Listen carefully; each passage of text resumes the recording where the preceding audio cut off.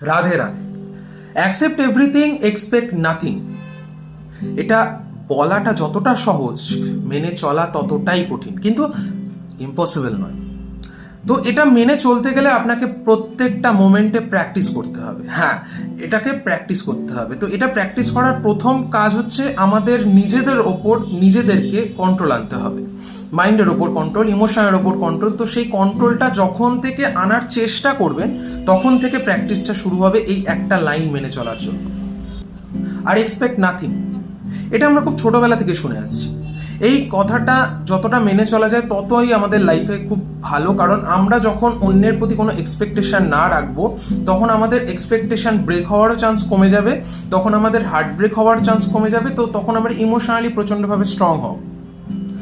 তো এটা বলে এভাবে হবে না, এটা আমাদের এক্সপিরিয়েন্স করতে হবে, এবং প্রত্যেকটা মানুষ এক্সপিরিয়েন্স করে করেই শেখে। তো শেখার পরে সেটাকে প্রতিটা মোমেন্টে প্র্যাকটিস করাটা খুব দরকার, এটারও প্রচণ্ডভাবে প্র্যাকটিস করা খুব দরকার। তো নেক্সট, এটা এই পুরো লাইনটা নিয়ে আমার একটা বড় ভিডিও ইউটিউবে রয়েছে, যদি আপনারা দেখতে চান তো সেখানে গিয়ে দেখে আসতে পারেন। চ্যানেলে লিঙ্ক দেওয়া রয়েছে এখানে। আর আমি নিজে একজন অ্যাস্ট্রোলজি স্টুডেন্ট, তো যদি কখনো কোনো প্রয়োজন হয়, কোনো কনসালটেন্সি, তো অবশ্যই এই নাম্বারে যোগাযোগ করতে পারেন। Thank you so much. Radhe Radhe.